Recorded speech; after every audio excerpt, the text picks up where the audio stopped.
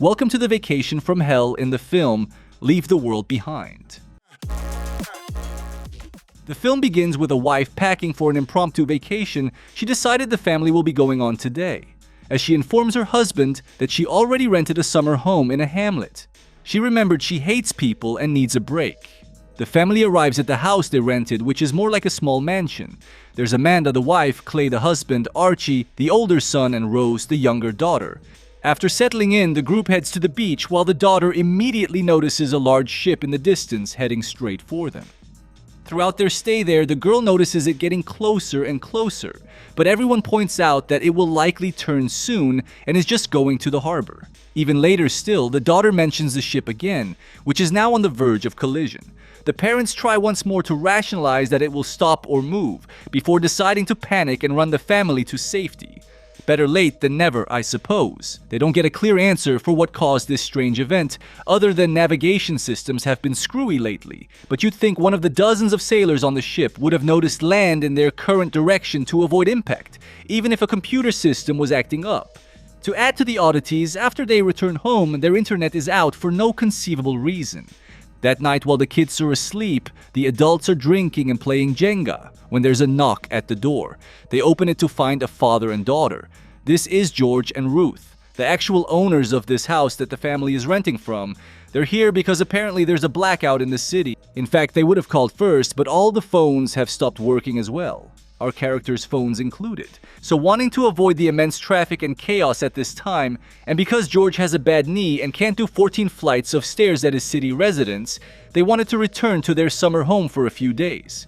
He knew the family was renting at this time though, so not only offers to just sleep in the spare basement bedroom, but even offers a 50% refund to their vacation cost for the inconvenience. Clay seems understanding and welcoming to this situation, but Amanda is ever paranoid and worried about her family's safety. After interrogating the man a bit further to make sure his story checks out, which is fair enough in this situation, the TV comes on with the national emergency broadcast on every channel. This leads the family to at least believe that the two of them should stay for the night, so they head to the basement. The following morning, Rose wakes her mother up, desperately wanting her to fix the internet so she can finish streaming the final episodes of the show Friends. But Amanda, looking into that, might just have to wait until later as she comes to terms with the shocking news displayed on her phone. Apparently, the internet connected for just a brief moment in the middle of the night. But it was long enough for messages to get through, and she sees reports of a cyber attack all along the east coast of America causing major outages. Makes sense that a cyber attack going on would make it difficult for news to report about it. And unfortunately, there isn't any more information given. Desperate for answers, Clay says he will head into town to get a newspaper and ask around about what's going on. Rose, bored and with nothing else to do, goes outside to finally touch grass. As she does, a deer approaches, followed by another and another, until a large group is there, just standing and staring at the girl. Rose looks on, intrigued, as the camera pans to reveal there are actually dozens and dozens of deer gathered around. Another odd occurrence, but doesn't really shed any light on recent events so far. As George comes upstairs, he offers to go to his neighbor's house down the road. They are unlikely to be at their vacation home at this time, but he believes it's worth checking out, and I agree. So both the dads are now out looking around for news of what's happening. Let's follow Clay's trip first. He's driving towards what he thinks is the nearest town, but soon realizes he isn't sure exactly where he's going as the GPS system isn't working either. With no internet in an unfamiliar part of a backwoods area, he soon finds himself lost with no one around to even ask for directions, let alone what's going on out in the rest of the world. That is until he comes across a woman, screaming and waving her arms on the side of the street. He pulls over to talk to her, but she's only speaking Spanish while panicking wildly. He tries to calm her down, but nothing is working. She just keeps rambling on the verge of tears until eventually he can't take it anymore, apologizes and drives away. Can't blame him, that conversation was going nowhere. I know she was in a panic, but she had to realize her jabbering wasn't helping accomplish anything. She should have tried drawing a picture or performing charades or anything else to get across that language barrier. As he continues down the road, lost, he sees an unmanned drone airplane flying low to the ground and releasing a red mist of something on the road. He freaks out and quickly turns the car around, flooring it away, but the machine eventually catches up and overtakes his vehicle. Thankfully, that red mist wasn't a poisonous dusting, but just red flyers it was dropping. What do they say? Well, we'll have to wait for him to return to find out. In the meantime, let's see how George is doing. He arrives at his neighbor's vacation home and immediately attempts to text his wife, who's overseas on a business trip right now, to no success, of course. As he exits the vehicle to check out the home, he takes a handgun with him. Looks like George might be more dangerous than we thought, but it's smart of him to stay armed for safety, especially in these uncertain times. As he approaches the house, we can see it's a mess in the yard, with bits of clothes and belongings strewn everywhere. The door to the place itself is already open, and inside the home is just as discombobulated as the yard, but the floor is also soaked with water. What the heck happened here? He finds his neighbor's satellite phone, which is supposed to work regardless of location, as long as you have a clear path to the sky. But even this device isn't working. Puzzled and looking for clues, George checks out the backyard and follows a path of trash and scattered debris all the way down to the beach. Once there, he notices a pocket watch buried in the sand. However, as he picks it up, he's thrown back in horror as he discovers a severed arm still attached to it. This shock leads him to look around and see more corpses, as well as the wings and cabin of an airplane among the wreckage on the shore. Apparently a plane crashed here, and to make things worse, it seems another one is on its way right now. George hightails it out of there, running to the neighbor's home and slamming the door shut as he braces for the impact caused by the crash on the beach. Well, that does explain the water and debris scattered everywhere at least. Back at the house, Rose decides to explore the woods, thinking that the deer she saw earlier were trying to tell her something. Well, in any case, she heads in and her brother soon follows. Eventually, further into the woods, Rose finds another mansion of a summer home, and she takes the fact that a deer is in its yard as a sign that this is what they were trying to show her. She wants to investigate, but Archie says they should go back for food. I would agree, but more so because you wouldn't want to trespass on the property of a gun-wielding homeowner on edge thanks to recent events. George makes it back before Clay or the kids do, and he tells Amanda about his findings. He believes something serious is officially going on now, and that this isn't just a prank or accident happening. Almost on cue as he says this, explosions are heard in the distance, followed by an ear-piercing, glass-cracking, high-pitched ringing noise that causes everyone in the vicinity to cover their ears in pain. Alright, that was quite a few crazy events in a row. Let's look back at everything so far. Going all the way back to the family resting on the beach, they should have been more observant to the giant boat coming right for them. Yes, it is very unlikely to hit land, but once we notice it's still aiming right for us several minutes later, at the very minimum, move our setup further down or back up the shoreline.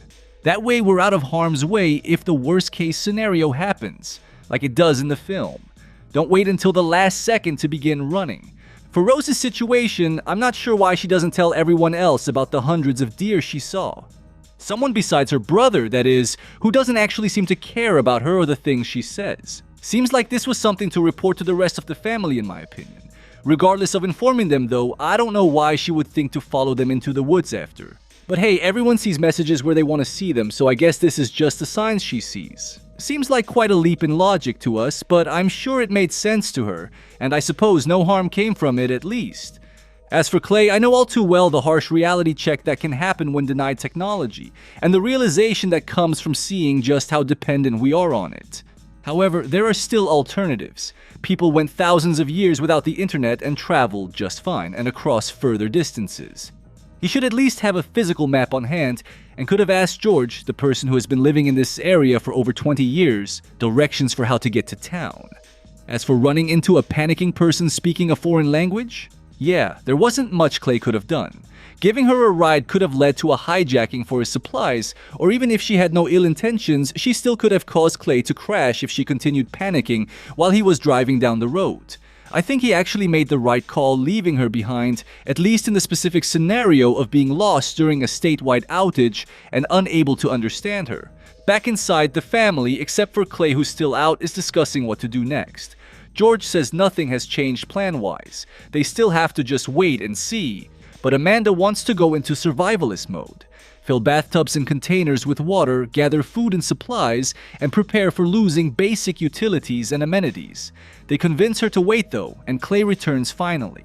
After explaining what happened on the road, he shares one of the flyers that dropped. It's a picture of a snake with text written in Arabic, which Archie identifies as meaning death to America, according to a video game he's played before.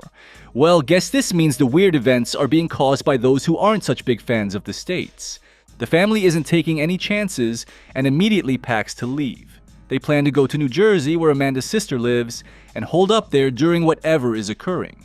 George tries to stop them, warning that the city is going to be a mess to get through now, but they feel it's worth the risk. So after getting proper directions this time, they're off. As they approach the expressway leading home, they begin to hear sirens in the distance, as if they are now entering Silent Hill.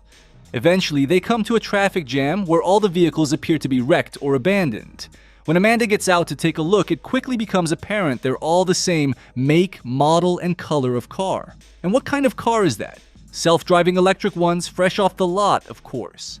As the gears slowly start to tick in her brain over this situation, Clay shouts out that someone is coming and begins to signal for them. Amanda yells at him to get in the car as she speeds out of the lane to narrowly dodge a collision with the driverless vehicle, before needing to suddenly do it again as more cars show up. Amanda weaves from lane to lane as she avoids the machines barreling towards them and head first into the wreckage pile, barely escaping unharmed. Now with nowhere else to go, they reluctantly return to George and Ruth. After doing the survivalist strategies mentioned earlier, finally, there's nothing else for anyone to do but wait, so everyone just chills and relaxes together. During this time, George reveals the main reason he came back to the house originally, in addition to not actually wanting to climb 14 flights of stairs. He's a broker for some powerful unnamed clients, and one of them started to act very strange recently, asking George to move immensely large sums of money while not laughing at jokes like they used to. Yep, red flag right there. Anyway, all they told George was a sorrowful "take care of yourself" after their last discussion, which was enough to freak him out and want to get himself and his daughter out of the city to prevent something bad happening to them. Looks like that was a good call after all. Afterwards, the two danced to some music before getting heavy and emotional with the state of things again. Understandable. This is interrupted though by more bomb sounds in the distance, followed by the return of that painful high-pitched noise ripping through the house and cracking more glass again, worse than before. That night, all the kids are scared enough to sleep in the same bed as their parents. While doing so upstairs, Rose shares a story with her mother, ending it with saying that she is done waiting. Waiting for what exactly? Well, Amanda doesn't ask, but going by the context of her story, it sounds like she wants to rescue herself instead of waiting for help. I mean, good luck and more power to you, but I don't know what she plans to accomplish in this situation. Down in the basement, Ruth is lying next to her father and complaining about sleeping in the spare bedroom 2 nights in a row in their own house, asking why they even bothered to let that family back in after they had left. As George proclaims it was the right thing to do, Ruth points out that that kind of mindset is going to get them killed in this new world. Well, while it's true you need to be careful who you trust regardless of what state the world is currently in, caring for people has lots of benefits. Strength in numbers, people returning the favor, and if you're particularly cold, meat shields are all viable reasons to have others around. So I stand by George's decision to help the other family. The following morning, as Archie gets out of bed, he spits out a mouthful of blood and begins to have his teeth fall out at the slightest touch. This understandably freaks the family out, as they contemplate what to do next about this. Archie feels fine thankfully, but something is clearly wrong. Amanda wants to get him to a hospital, but as George points out, it would be very difficult to get there with the only road out being blocked, and very unlikely any staff would even be there once they arrived. Thinking of alternatives, George informs them of his contractor friend Danny, who's a doomsday prepper that stocks up well and should be prepared for anything.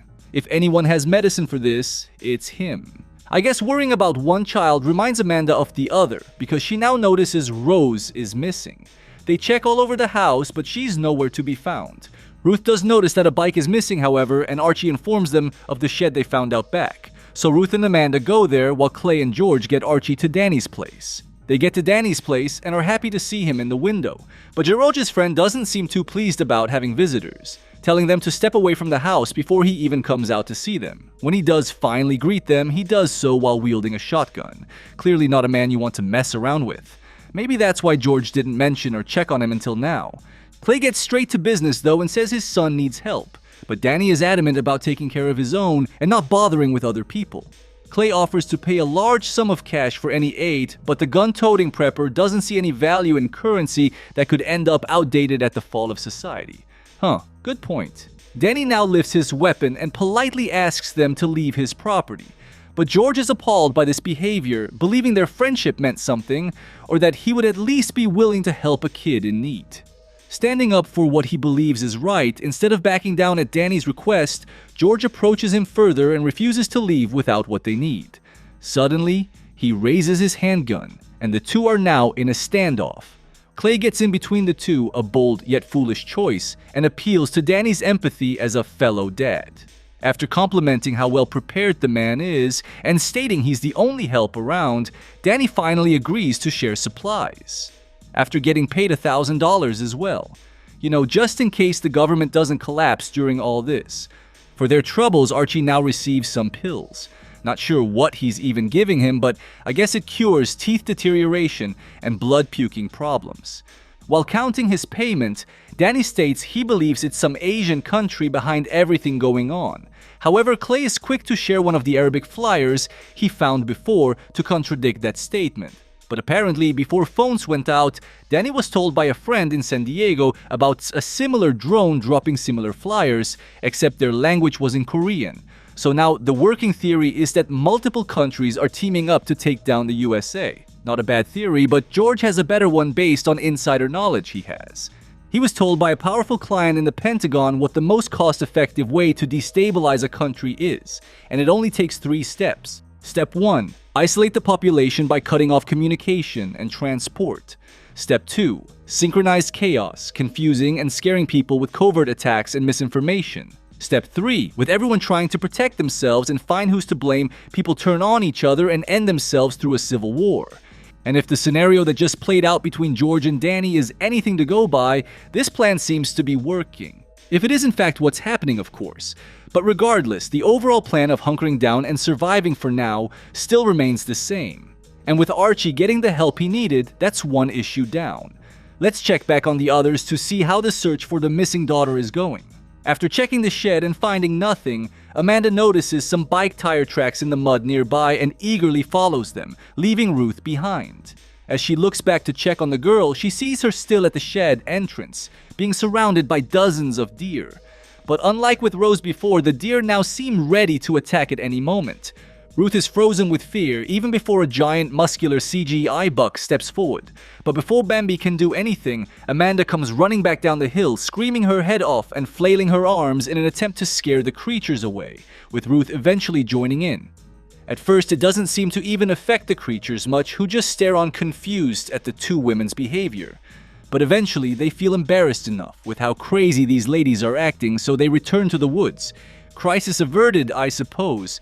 After following the tracks a bit further, they discover the same house Rose saw before that had a deer in the yard. But before Amanda can go investigate it, she turns around to notice Ruth distracted by something in the distance. Looking the same way, the two look on in shock and horror at a mushroom cloud rising up over the city, followed by several more bombings. That is an atrocious atrocity, but at least they should be safe themselves so far away from the place. The camera now takes us inside the summer home, and we see Rose has broken in and is pigging out on a ton of junk food. Can't say I blame her there. Afterwards, she explores the house, only to discover a well-built and fully stocked bomb shelter. Wow, what a lucky find. But her luck gets even better, as this bunker also just happens to have a massive DVD box set collection of practically every TV show from the 90s, including the show Friends, which she immediately pops in and jumps to the final episode. And as she gets to finish her show, we get to finish watching the movie, as it literally just ends right there. I suppose the two families will eventually find her and the shelter, gather all of their belongings and supplies, and simply sit back and wait for all this to blow over in the safety of this newly found refuge. But let's take a final look at anything else they could have done still. With the attack of the electric cars, getting back in and out of the way is a clutch decision that lets them keep their transportation, but also risked her family's lives. It would have been safer to not have two people get back into the car about to be rammed, and instead get the two kids out of the car to safety, losing their vehicle, but more importantly ensuring they keep their lives. If we are going to take this chance to save the car, we should at least immediately pull over instead of staying on the road where the big, moving metal objects are. For Archie's condition, they may not have been able to go to a fully functional hospital, but during crises such as this, cities will set up triage and care locations at large public facilities. It would still be difficult getting there, and help may be delayed if there are a large amount of people needing to be seen, but wanted to point out going to a medical facility wouldn't be completely in vain just because it's the end of the world. But if we can get help elsewhere, such as through Danny, that is the better option. Even if we're getting mystery pills for an unknown ailment, it's better than nothing for a sick child in these circumstances. We should immediately offer the man a trade of services and goods, like food, water, or even to our time working for him momentarily, in exchange for the medicine our son needs if he won't accept cash. Plenty of things to trade for in an emergency, even if money won't do. As for the deer, the creatures don't usually attack, but can occasionally. And with their strange behavior, I can understand our character's fear. Amanda was brave in scaring them off, but could have done so from a distance for safety by throwing rocks and logs. And Ruth should have backed away slowly, back to the somewhat safety of the shed. Of course, that's easier said than done when paralyzed with fear, so I understand why she didn't. Thankfully, they all make it out unharmed, and just so happen to find the perfect shelter for just such an occasion. What a lucky break. But we should really be more prepared like our friend Danny was, to be ready for such an occasion. Can't always rely on luck to save us during an apocalypse. So study, stock up, and train to prepare for the worst, but hope for the best in life. Let me know what you think. Thanks for watching, guys. Binge another one and peace out.